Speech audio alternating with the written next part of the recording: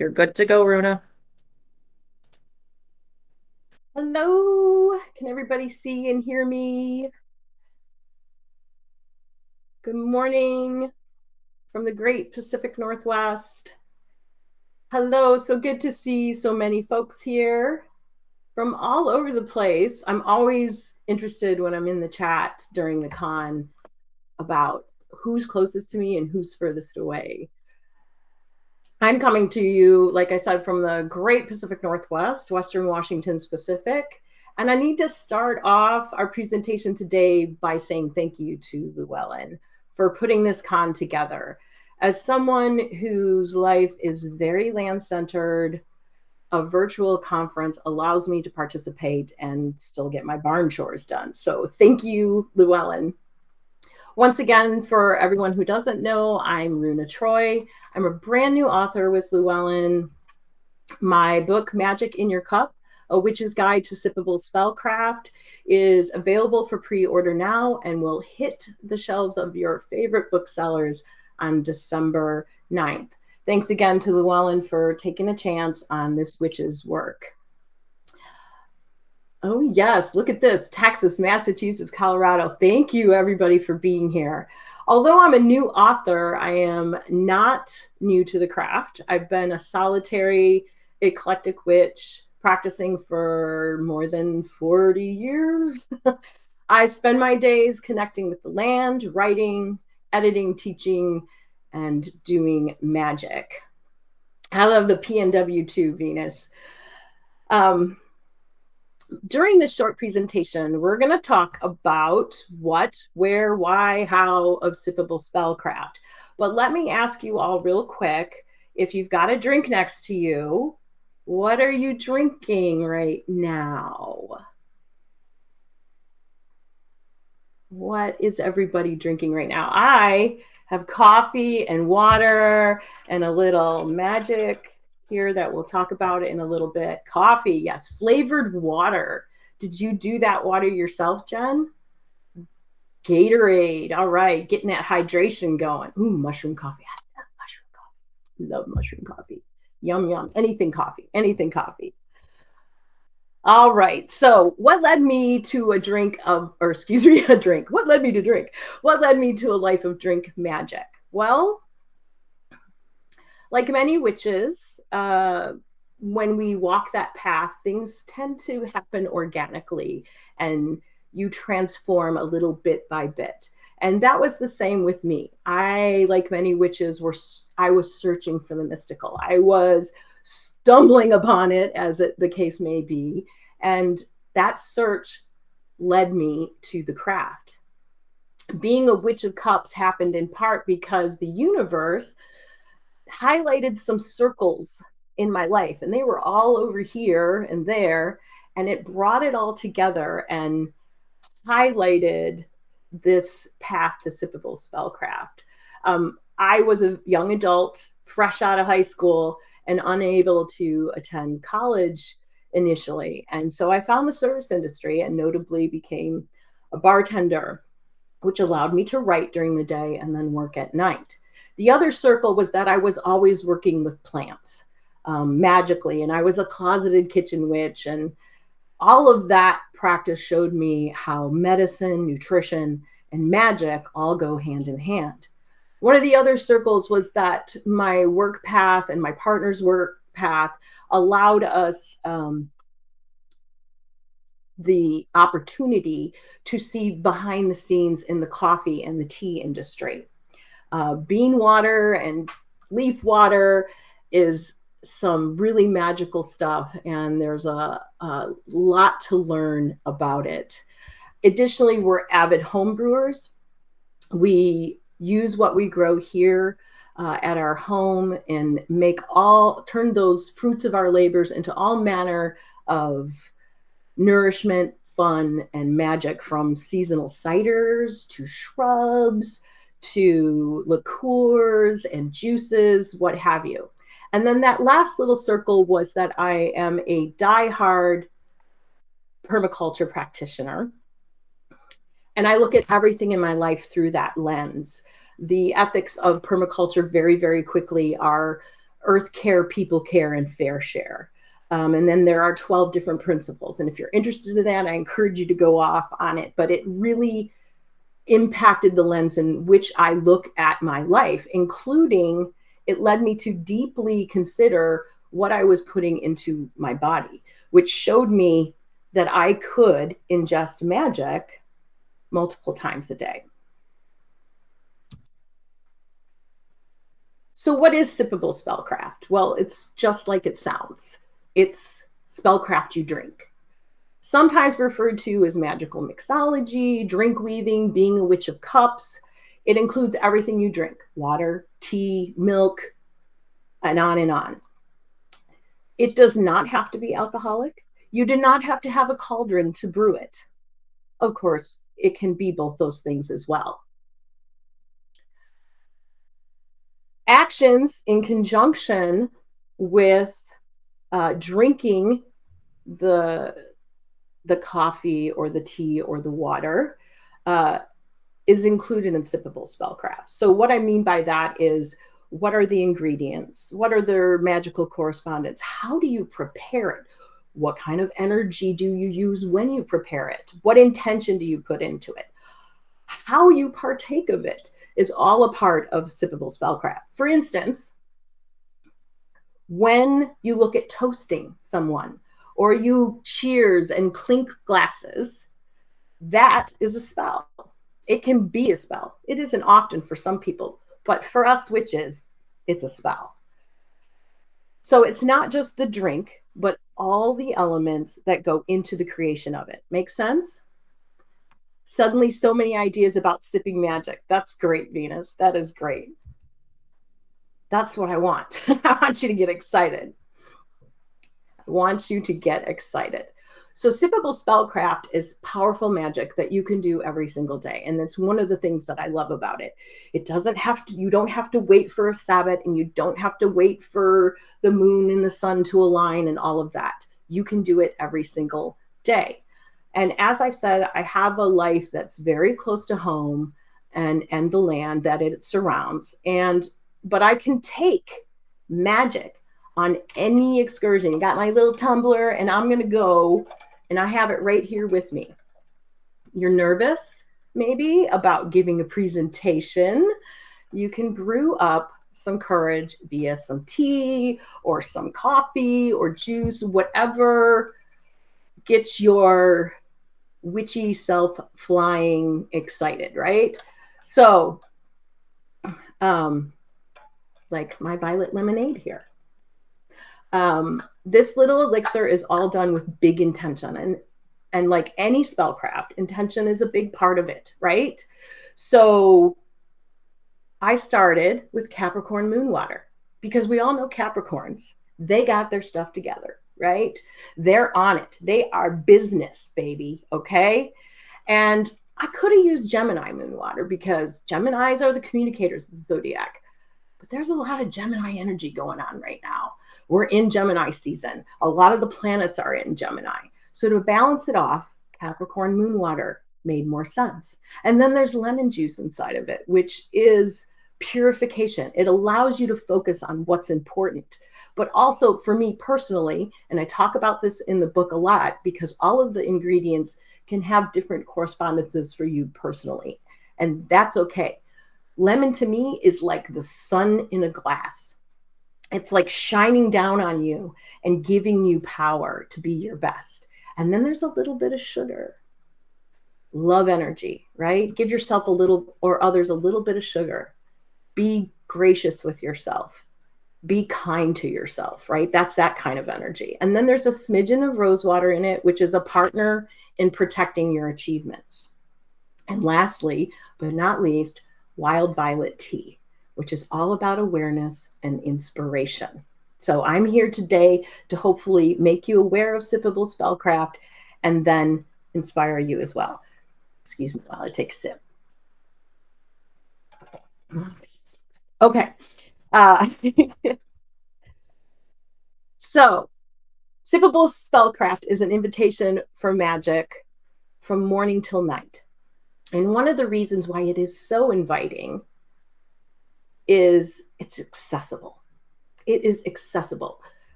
And because I spent so many years in the broom closet, I'm particularly mindful of those of you who are practicing behind closed doors, as it were.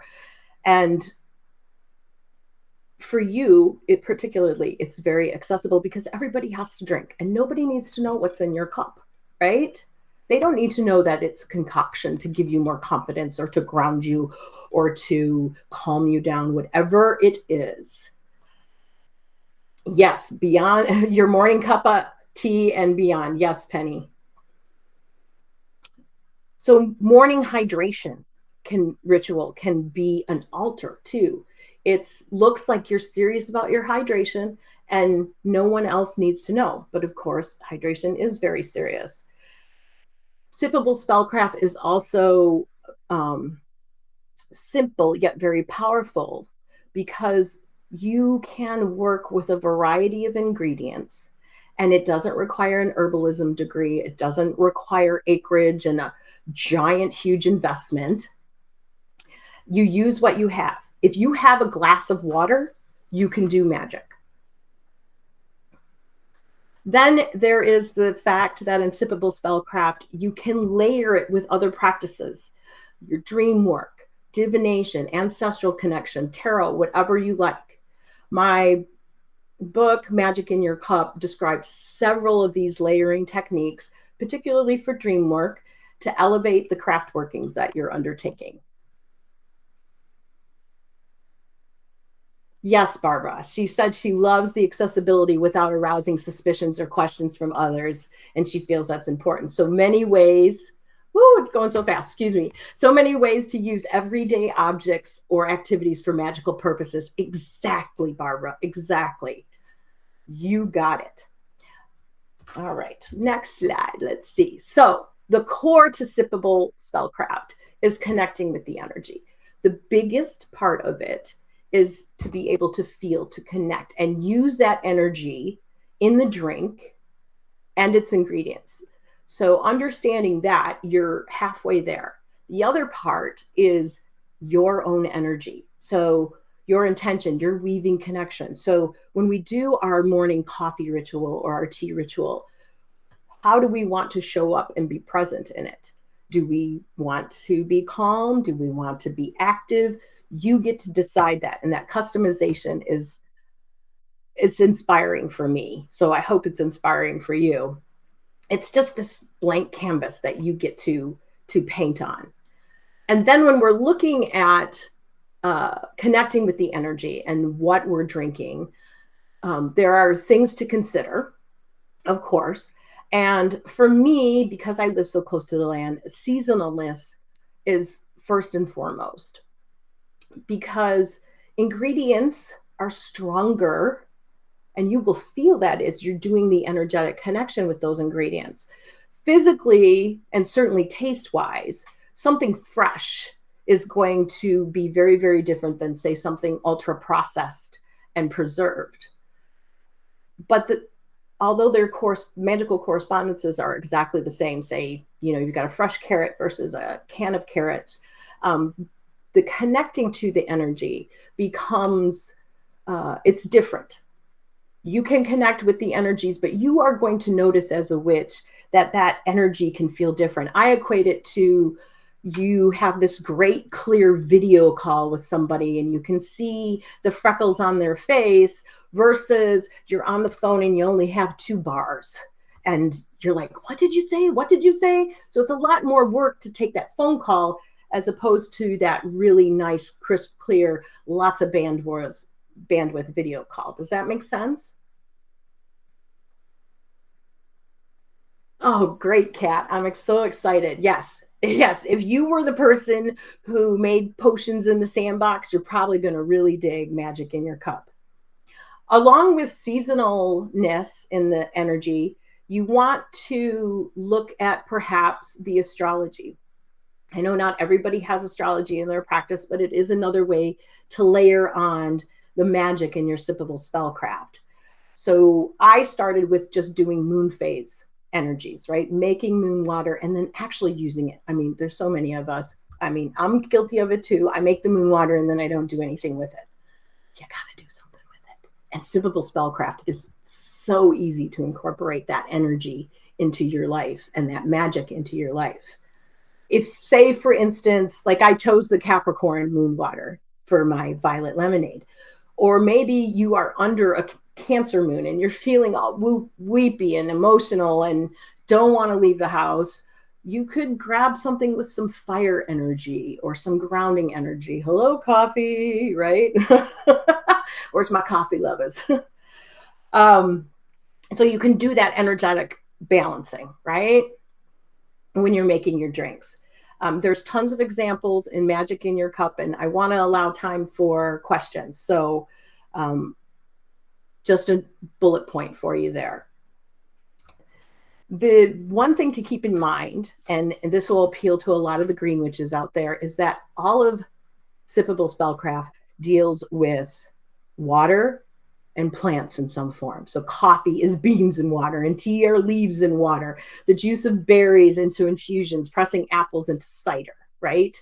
Then you get to decide if you want to raise that energy, mitigate for it, shift it, whatever you decide.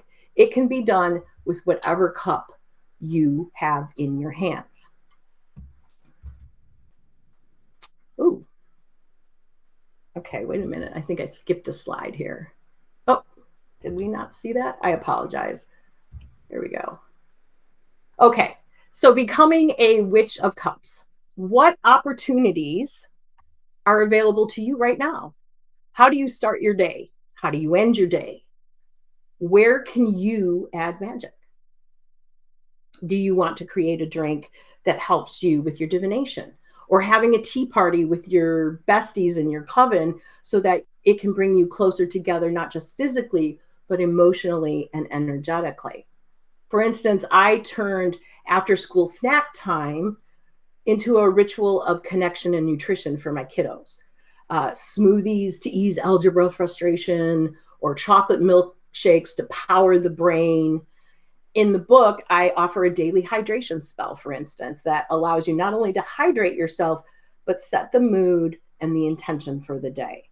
Of course, there are mocktail happy hours, Sabbath focused potions making that can all be done. There's endless possibilities. But the book, if you are a person who sometimes gets overwhelmed, it gives you a starting point, right? Always take a starting point on your path and then go off on your own. Going to be drinking my brews, whatever I am drinking, with more intention. Yes, Barbara, that's what I want to see. That's what I want to see. I wanted to note here, though, that once again, you do not need to have all kinds of specialty equipment. You don't have to press cider. That's me. I'm the drink geek. So I spend a lot of my drink weaving time really getting down into the weeds. You don't have to be like me. You can start wherever it works for you. I'm checking the chat here. Oh, that's a good question, Victoria. We will get to that in just one second. If you do not like coffee, for instance, my heart breaks for you, but maybe you have a loose tea collection that would make the Duchess of Bradford jealous. So she's the one who started high teas in the 1840s. But the cup is, like I said, is a blank canvas, and you decide how to paint it. Yes, roots and spices. Yeah, roots instead of coffee. Yes, that's a good suggestion. Okay, so questions, we're going to get to those, and I'm going to start with Victoria here in a second, but I want to say again, thank you for being here, and thanks to Llewellyn for having me. If you would like to connect with me further, you can find me on all the socials. I'm really active on Threads right now. I've got a super active Patreon where we do monthly witches happy hours and give everybody all kinds of drink weaving recipes that aren't included in the book as well. And we also talk about dream work and rune casting and land work and all the witchy magical stuff. So, and of course, you can find me at runatroy.com. Okay, so Victoria asked the question, when I mix my beverages, do you stir clockwise, counterclockwise? And the answer is yes. Depending on what I'm trying to do, what energy I'm trying to work, I will stir clockwise to bring something in and or counterclockwise to remove something that I don't want or to push something away. That's pretty basic spellcraft. And then there's lots of times where you will do both in the potion, right? Because you're bringing in something and pushing something else away. So the answer to your question, Victoria, is yes, both. And depends. Oh my goodness. Okay, let's see. All right. Okay. Woohoo! Runa's Patreon is awesome. Thank you, Miss Hawkins. Okay. Chamomile flowers for tea, regular staple in mine. Home apothecary. Ooh, absinthe fountain. Ooh, I do talk about that absinthe in the book. Philip says, do you find a difference in your results, magically speaking, when brewing with hot water versus cold water? I actually talk about that a lot. A lot of people boil their water and throw that tea bag in, and it's just not the same experience. Tea really, even black tea shouldn't be brewed with boiled water, and I talk about that in the book. There cold water brews with coffee, some of my favorite coffees, especially in the summertime. And there's lots of good energy that you can bring to that. Okay. Victoria, never thought of stirring both ways. Awesome. I love being able to teach somebody something. Oh, am I not?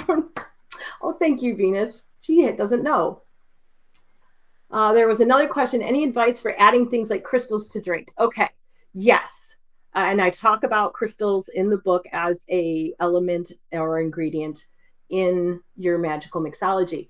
The thing is, you better know what crystal you have, because not all of them can go into liquid and they can be very toxic. So make sure that you understand what that is. Okay. So like pyrite, don't put that in your drink. It's a great one to put on top of a drink that you're brewing to lend that energy to it, because pyrite is a great abundance bringer, right? But you want to put rose quartz in your water, you can do that. Okay. Just understand, make sure you've got your esoteric shelf with all your crystal magic information. Llewellyn puts out a bunch of books on that you can check out. Pour over coffee versus percolated. Okay, Philip, we're going to get really geeky with it. I grind my beans every morning. When I was living in nomadic life, I actually hand ground them, or I created coffee from chicory and mushrooms. And there is a recipe in the book on that. Natural springs everywhere. Ooh, Cassie, that's so exciting. Ooh, just bring up all that earth magic. I love it. Yes.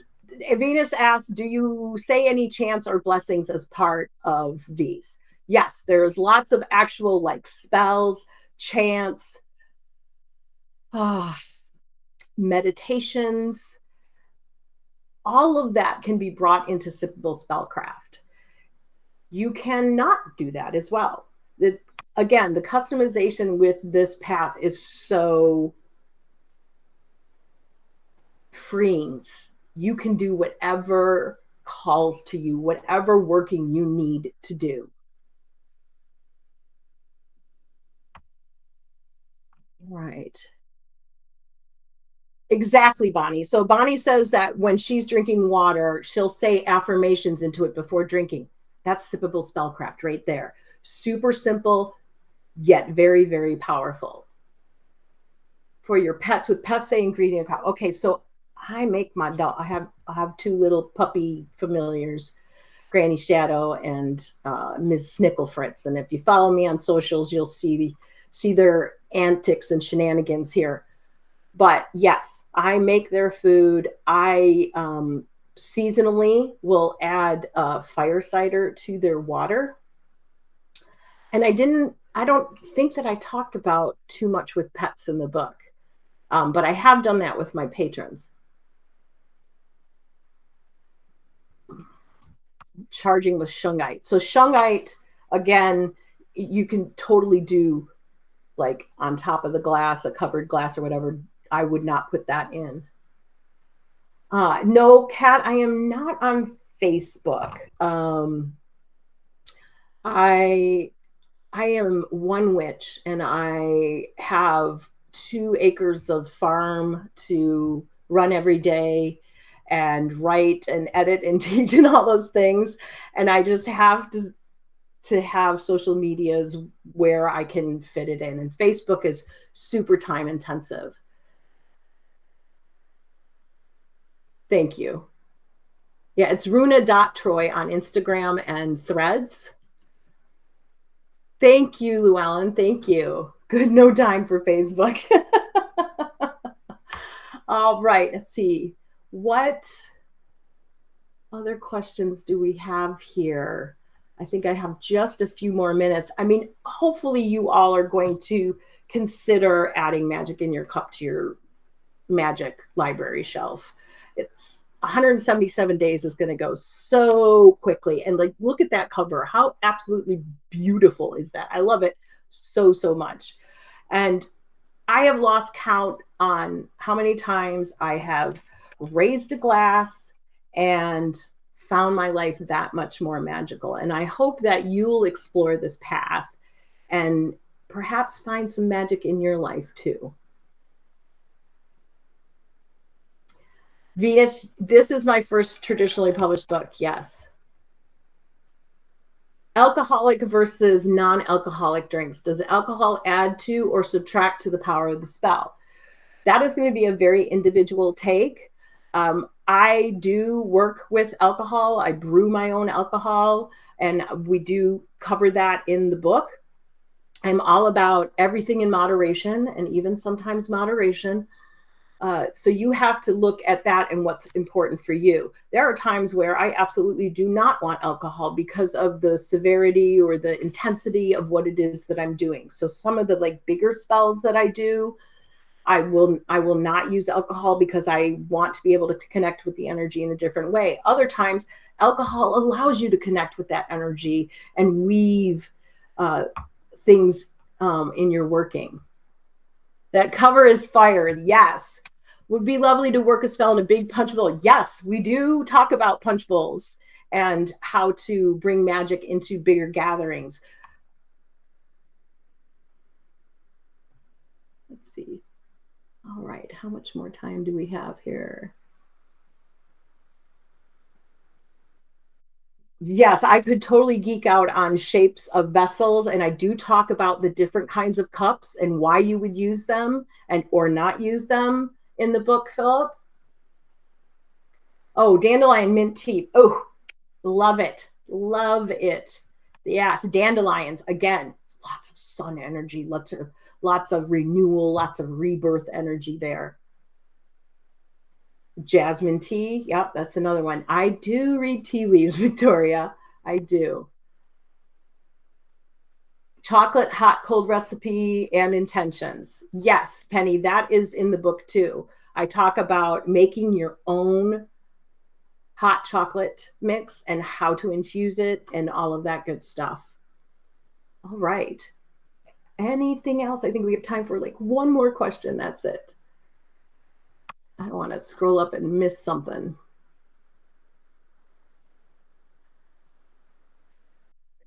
Did I answered your question? Yes, Barbara, that there is magical intentions and spells in the book. Does caffeinated versus decaffeinated tea and coffee affect the spell? Only for the imbiber. Only for the imbiber. So if you don't vibe well with caffeine, you don't have to do it.